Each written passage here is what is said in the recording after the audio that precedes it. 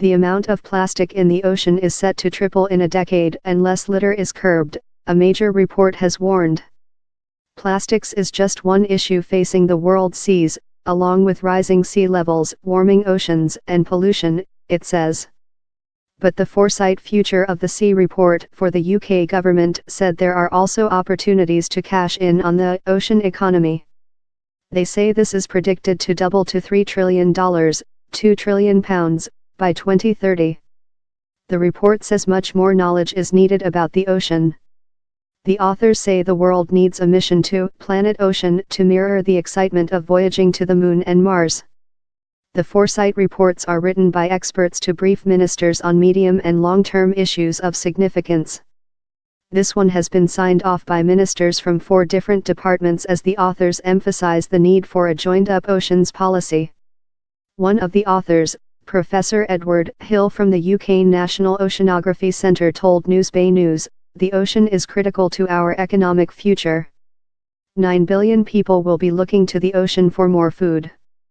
Yet we know so little of what's down there. We invest a lot of money and enthusiasm for missions to space, but there's nothing living out there. The seabed is teeming with life. We really need a mission to Planet Ocean, it's the last frontier." Another of the authors, the chief scientist for the UK government's Environment Department Ian Boyd, agreed, "The ocean is out of sight, out of mind," he said.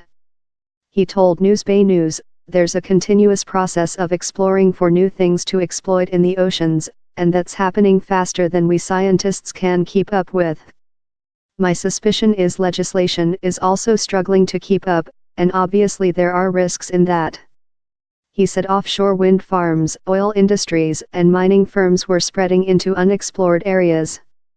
Scientists need to get in there faster than the commercial people, or at least at the same time, to put proper regulation in place to govern those industries.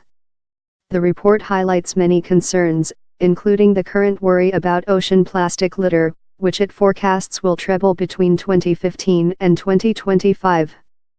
But it stresses that the ocean is being assailed from many different types of pollution, including runoff pesticides and fertilizers from farms, industrial toxins like PCBs, and pharmaceuticals.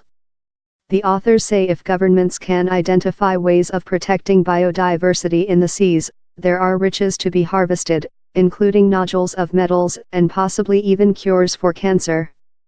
They predict that the biggest industrial growth in the seas will come from offshore wind, followed by marine aquaculture and fish processing. The report also projects an increase in industrial capture of wild fish. This latter suggestion alarmed Rachel Jones, a marine expert from London Zoo, ZSL. She told Newsbay News, "Given that 90% of global fisheries are either at or in excess of sustainable catch levels, I can't really see how they are going to expand capture fisheries.